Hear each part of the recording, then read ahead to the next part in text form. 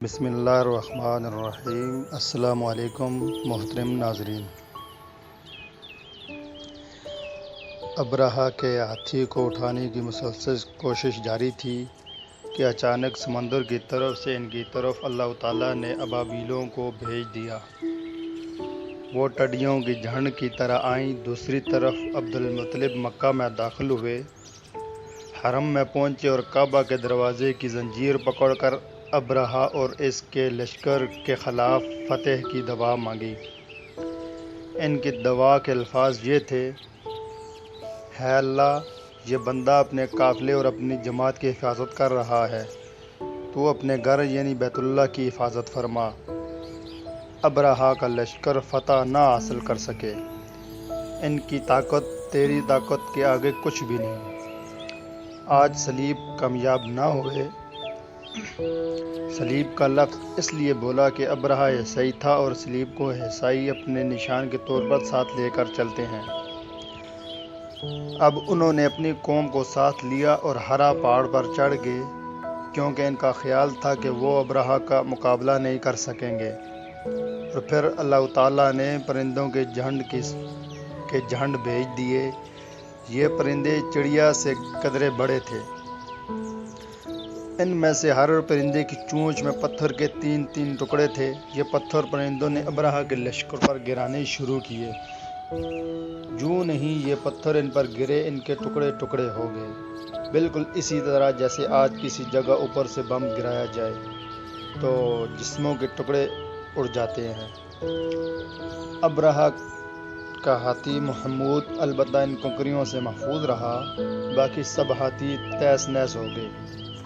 یہ ہاتھی 13 عدد تھے، سب کے سب کھائے ہوئے نحوست کی ماند ہو گئے، جیسا کہ سورۃ الفیل میں آتا ہے۔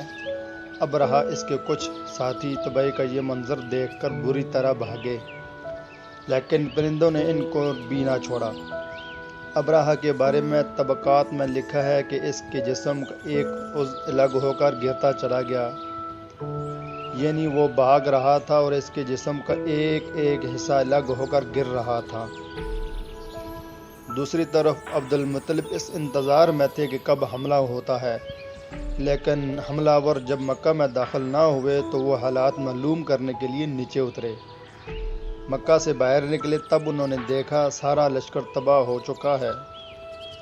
خوب مال غنیمت ان کے ہاتھ لگا، بے شمار سامان ہاتھ آیا، مال میں سونا چاندی بھی بے تحاشا تھا۔ لشکر میں سے کچھ لوگ ایسے بھی تھے جو واپس نہیں بھاگے تھے، یہ مکہ میں رہ گئے تھے۔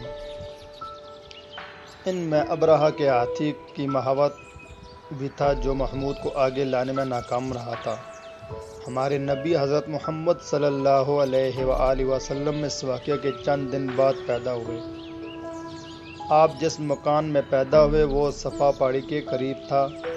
حضرت کعب احبار رضی اللہ عنہ روایت کرتے ہیں کہ میں نے تورات میں پڑھا تھا کہ رسول اللہ صلی اللہ علیہ وآلہ وسلم کی پیدائش مکہ میں ہوگی۔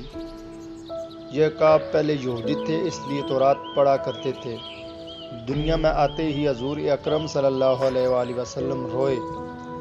حضرت عبد الرحمن بن عوف رضی اللہ عنہ کی والدہ کہتی ہیں کہ جب حضرت آمنہ کے ہاں ولادت ہوئی تو میں وہاں موجود تھی۔ آپ صلی اللہ علیہ وآلہ وسلم میرے ہاتھوں میں آئے۔ یہ غالباً دائیہ تھی، ان کا نام شفا تھا۔ فرماتی ہیں جب آپ میرے ہاتھوں میں آئے تو روئے۔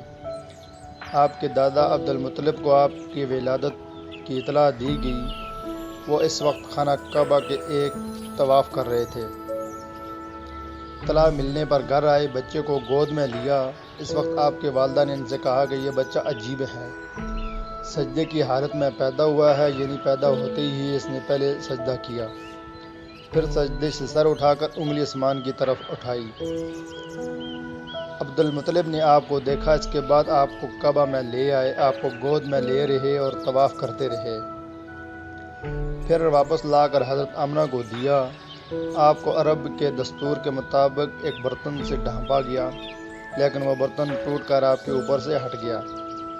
اس وقت آپ اپنا انگوٹھا چوستے نظر آئے۔ اس موقع پر شیطان بری طرح چیخا۔ تفسیر ابن مخلد میں ہے کہ شیطان صرف 4 مرتبہ چیخا۔ پہلی بار اس وقت جب اللہ تعالیٰ نے اسے معلوم ٹھہرایا، دوسری بار اس وقت جب اسے زمین پر اتارا گیا، تیسری بار اس وقت چیخا جب حضرت صلی اللہ علیہ وآلہ وسلم کی پیدائش ہوئی، اور چوتھی مرتبہ اس وقت جب نبی کریم صلی اللہ علیہ وآلہ وسلم پر سورہ فاتحہ نازل ہوئی۔ اس موقع پر حضرت حسان بن ثابت کہتے ہیں کہ میں 8 سال کا تھا، جو کچھ دیکھتا اور سنتا تھا اس کو سمجھتا تھا۔ ایک صبح میں نے یثرب یعنی مدینہ منورہ میں ایک یہودی کو دیکھا، وہ ایک اونچے ٹھیلے پر چڑھ کر چلا رہا تھا۔ لوگ اس یہودی کے گرد جمع ہو گئے اور بولے، کیا بات ہے، کیوں چیخ رہے ہو؟ یہودی نے جواب دیا، احمد کا ستارہ طلوع ہو گیا ہے اور وہ آج رات پیدا ہو گئے ہیں۔ حضرت حسان بن ثابت رضی اللہ عنہ بعد میں 60 سال کی عمر میں مسلمان ہوئے تھے۔ 120 سال کی عمر میں انہوں نے وفات پائی، گویا ایمان کی حالت میں 60 سال زندہ رہے۔ بہت اچھے شاعر تھے، نبی کریم صلی اللہ علیہ وآلہ وسلم کی اپنی اشعار میں تعریف کیا کرتے تھے اور دشمنوں کی برائی اشعار میں بیان کرتے تھے۔ غزوات کے موقع پر اشعار کے ذریعے مسلمانوں کو جوش دلاتے تھے۔ اسی بنیاد پر انہیں شعر رسول کا خطاب ملا تھا۔ حضرت کعب اخبار رضی اللہ عنہ فرماتے ہیں کہ میں نے تورات میں پڑھا ہے کہ اللہ تعالیٰ نے حضرت موسیٰ علیہ السلام کو حضور صلی اللہ علیہ وآلہ وسلم کی ولادت کے وقت کی خبر دے دی تھی، اور حضرت موسیٰ نے اپنی قوم بنی اسرائیل کو اس کی اطلاع دے دی تھی۔ اس سلسلے میں انہوں نے فرمایا تھا کہ تمہارے نزدیک جو مشہور چمکدار ستارہ ہے، جب وہ حرکت میں آئے گا تو وہی وقت رسول اللہ صلی اللہ علیہ وآلہ وسلم کی پیدائش کا ہوگا۔ یہ خبر بنی اسرائیل کے علماء ایک دوسرے کو دیتے چلے آئے تھے، اور اسی طرح بنی اسرائیل کو بھی حضرت کی ولادت کا وقت یعنی اس کی علامات معلوم تھی۔ حضرت عائشہ رضی اللہ عنہا سے روایت ہے کہ ایک یہودی عالم مکہ میں رہتا تھا۔ جب وہ رات آئی جس میں حضرت صلی اللہ علیہ وآلہ وسلم پیدا ہوئے تو وہ قریش کی ایک مجلس میں بیٹھا تھا۔ اس نے کہا، کیا تمہارے ہاں آج کوئی بچہ پیدا ہوا ہے؟ لوگوں نے کہا، معلوم تو نہیں۔ اس پر یہودی نے کہا کہ میں جو کچھ کہتا ہوں اسے اچھی طرح سن لو۔ آج اس امت کا آخری نبی پیدا ہو گیا ہے، اور قریش کے لوگوں وہ تم میں سے ہے، یعنی وہ قریشی ہے۔ اس کے کندھے کے پاس ایک علامت ہے، یعنی مہر نبوت ہے۔ اس میں بہت زیادہ بال ہیں، یعنی گھنے بال ہیں، اور یہ نبوت کا نشان ہے۔ نبوت کی دلیل ہے اس بچے کی ایک علامت یہ ہے کہ وہ 2 رات تک دودھ نہیں پیے گا۔ ان باتوں کا ذکر اس کی نبوت کے علامات کے طور پر پرانی کتب میں موجود ہے۔ علامہ ابن حجر نے لکھا ہے کہ یہ بات درست ہے کہ آپ نے 2 دن تک دودھ نہیں پیا تھا۔ یہودی عالم نے جب یہ باتیں بتائیں تو لوگ وہاں سے اٹھ گئے۔ انہیں یہودی کی باتیں سن کر بہت حیرت ہوئی۔ جب وہ لوگ اپنے گھروں میں پہنچے تو ان میں سے ہر ایک نے اس کی باتیں اپنے گھر کے افراد کو بتائیں۔ عورتوں کو چونکہ حضرت آمنہ کے ہاں بیٹا پیدا ہونے کی خبر ہو چکی تھی، اس لیے انہوں نے اپنے مردوں کو بتایا، ذرا چل کر مجھے وہ بچہ دکھاؤ۔ لوگ اسے ساتھ لیے حضرت آمنہ کے گھر کے باہر آئے، ان سے بچہ دکھانے کی درخواست کی۔